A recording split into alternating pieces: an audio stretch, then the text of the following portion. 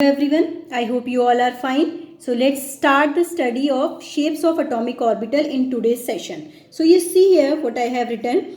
An atomic orbital is defined as the region in space around the nucleus in which the probability of finding the electron is maximum. It means around the nucleus in three dimensions, that area where the numbers of electrons occur in the maximum extent, that is to be known as atomic orbital. And 3D movement is to be shown around the nucleus, that is to be shown in this way. Okay, and this is of only 2D movement. Let's come on the second point. The probability chi-square of finding an electron is not the same everywhere in an atom. Means the electron which are finding in the orbital, that will not same everywhere in an atom. Therefore, the density of electron cloud is also not same everywhere. That will also vary. Okay. Now, next we have to understand the shape of s orbital. So as I have written, the shape of s orbital is spherical in shape. Spherical, that represents the three dimension. So here I have written they are spherically symmetric. Symmetric means the probability of finding electron in s orbital, that will remain same, that will not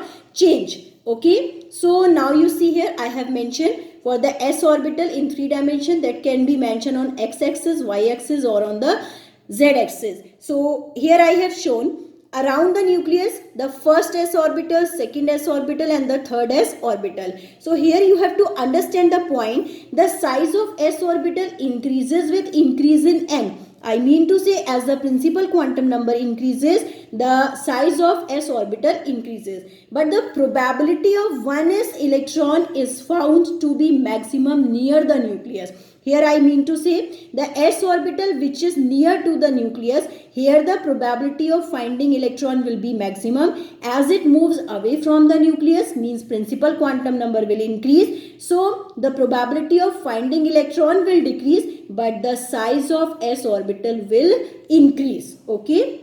So same thing, you have to understand all the points I have written here. Okay. Now we have to come on the next point. The intermediate region, a spherical shell where the probability is minimum or it is to be considered as zero, is called nodal surface or simply a node. It means the space that is present between two s orbital where no electrons are to be present, that is to be known as node. Okay, so you see here I have made the figures that will help you to understand. I have made the 1s orbital, second 2s orbital, 3s orbital. If you will see here, two orbitals are there. The area where the no electron is present, so that we call it, this is node. Okay, so if you are mentioning the 3s orbital, so the two areas are there where the no electrons are to be present, so that means the value of node will be 2. So how it is to be calculated? By using the formula n-1. So for 2s orbital, the value of n will be 2. So that formula, it is to be n-1. So 2 minus 1, we will get there the number 1. So there is one node is present. For 3s orbital, 3 minus 1, number 2 will come. So that you can see here two nodes are there where no electrons are present. If we talk about 1s orbital, so 1 minus 1, you will get there 0. So no nodal surface is to be there. So no nodes is present in case of s orbital.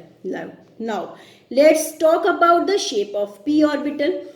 P orbital, this is of dumbbell in the shape. Dumbbell means two lobes are to be there. Vertically they can mention in this way, and horizontally that can be mentioned in this way. But the probability of finding electron in both the lobes, that will same. Okay, but here there is an area I have mentioned where no electron is present, and this plane is passes to the nucleus, so that we call it, this is a nodal plane. Okay, so you see here what the statement I have written. Probability of finding a particular p electron is equal in both lobes. Further, there is a plane passing through the nucleus on which the probability of finding the electron is almost 0. We call it, this is a nodal plane. Okay, now see, when n increases, P becomes larger in size, means when the principal quantum number increases, the size of P orbital also increases and it will have high energy. Okay. Now the next thing is to be understandable. This is of degenerate orbital.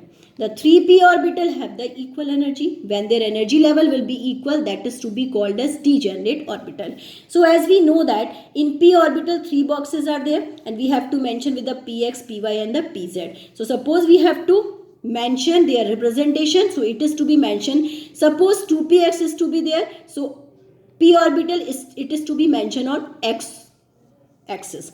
For py it is to be mentioned on y axis. For 2pz it is to be mentioned on z axis. So number of nodes can be calculated by using the formula n-2 or n-l-1 in case of p orbital.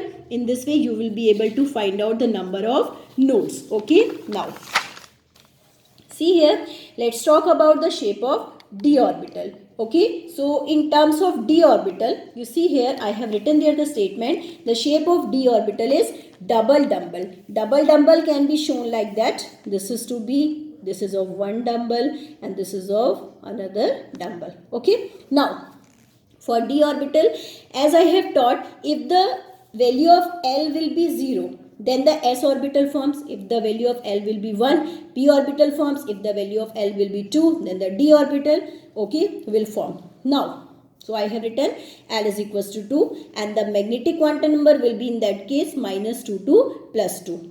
-2, -1, 0, +1 and +2. 5 subshells are to be there. Now, these are represented as dxy, dyz, zx, dx square minus y square and dz square. So we must know that the energy level of all the orbital will be equal here. Okay. So how they can be mentioned? You see here. Suppose we have to mention dxy. So x and y we have to write and lobes are to be in between. We have to mention dyz, then y and z is to be taken and lobes are to be shown in this way. Now for dzx, x and z is to be taken and lobes are to be shown here.